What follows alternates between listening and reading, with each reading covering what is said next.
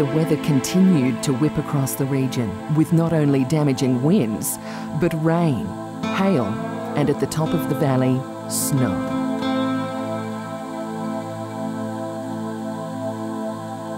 There were continual reports of buildings, trees, electricity lines and roads that were severely damaged, evacuations and rising water levels in most areas. One image that is permanent is of a huge bulk carrier on Nobby's Beach.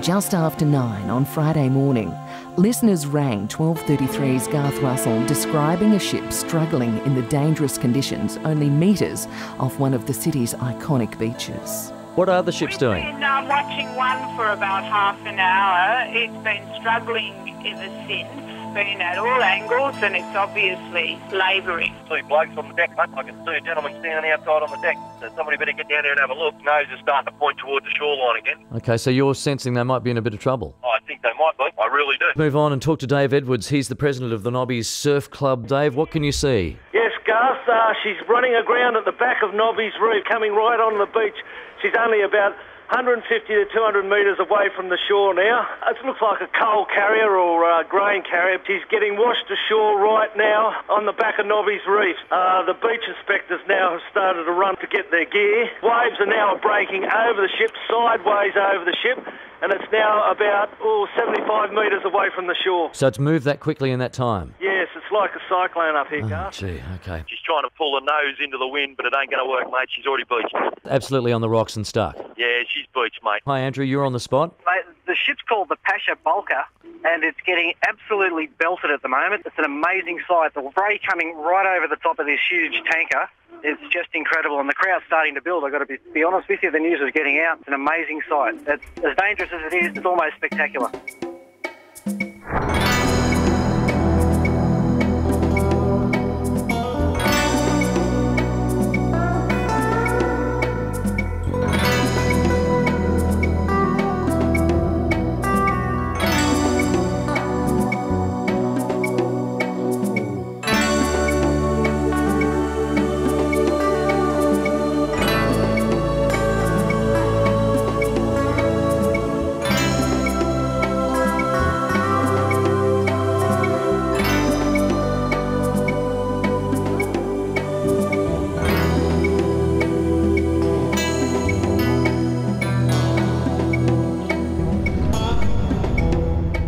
Making news this morning, 3 rescue helicopters are on standby to evacuate people off a freight ship in trouble in heavy seas off the coast of Newcastle this morning.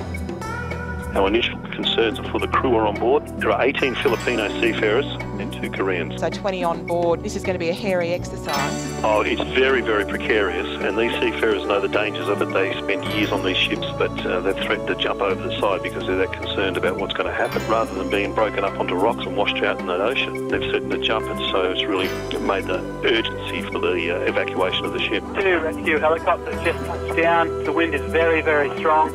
They've done an amazing effort in managing to land here in such blustery conditions. The first of the rescue choppers is about to take off to go out to the ship and try and lift up some of the 22 Filipino crew. The second of the choppers, as I speak, is just powering up as well. There are 2 television choppers, including our very own ABC Squirrel, now hovering over the Pasha Volca.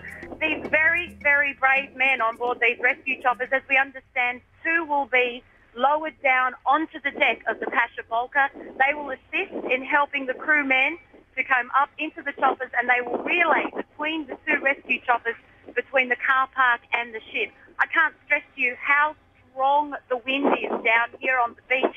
There is an air of anticipation here as the crews limbered up. They actually did their stretching exercises before they got into the chopper, Carol. Of course they did. They're in their frog suits. They've actually got snorkels as well. Trouble also with the Pasha Volca is that it is being bombarded with massive seas. I don't know whether you can hear the chopper as it takes off now and heads towards. They're going to have to to make sure that they time it so that the seas are not impeding them as well as they break across the deck. Lights are on. There are 2 television choppers in the way. We've just been told that we need to relay, if we can, to our chopper that it needs to move from the area. The Westpac chopper is moving across the decking of the Pasha Bulker, and again it hovers. This is amazing as another massive wave crashes over the decking. It can only be 20 metres directly above the deck as we speak. The skill of the pilots of these choppers is astronomical. They'd have to be now within 15 feet as the door to the side of the chopper opens. The chopper is being buffeted, but amazingly, it's staying on course. But I have to say the rain has stopped as the first of the rescuers is being slowly lowered out the side, and he is dangling out of the rescue chopper towards the decking now as one arm out. One by one, the 21 Filipino crew are being winched off the bulk carrier by rescue helicopter. The operation is extremely hazardous. As the helicopter hovers over the vessel, it's being buffeted by cyclonic winds, heavy rain, and huge waves continue to break over the deck. It's only about 20 metres from the shoreline. One of the council beach inspectors, Bernie is his name, he's doing this amazing job on the jet ski, just keeping near as he can to the ship. He's there, I should imagine, in the capacity if anyone falls off or anything happens, he's there to rescue them by sea.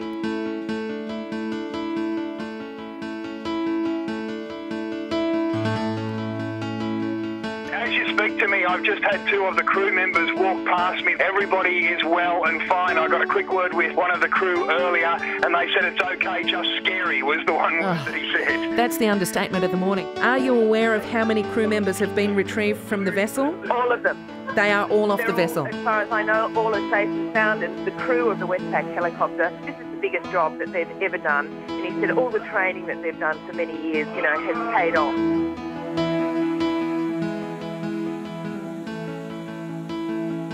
After the crew's dramatic rescue in treacherous conditions, the Pasha Bulker became the city's newest attraction.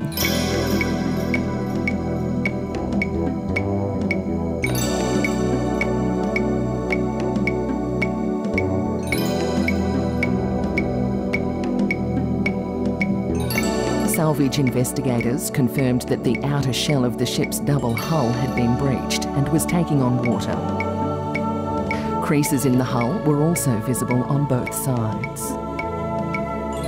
Despite the risks, it was decided to press ahead with the salvage. While the first 2 attempts moved the ship for the first time, they were hampered when cables snapped. On the 3rd attempt, after 26 days grounded on the reef, the 76,000-tonne Pasha Bulker was finally freed. On the high tide at about 9:30 p.m. on the 2nd of July 2007, a sea anchor and 3 tugs, including the super tug Pacific Responder, rotated the ship towards deep water, towing her off and out to sea.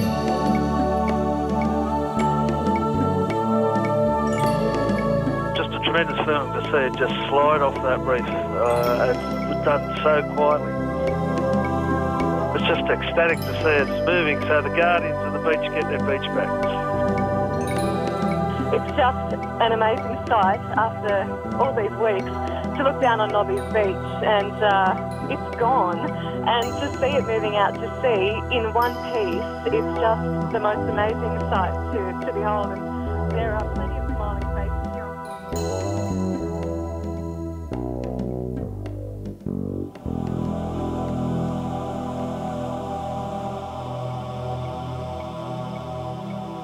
Offshore, the ship was assessed for damage. Along with propeller and rudder damage from the salvage, the ship also suffered from a buckled hull and a flooded ballast tank. Minor repairs were conducted in Newcastle Harbour before being towed to Asia for further repairs. In April 2008, the Pasha Bulker was renamed MV Drake.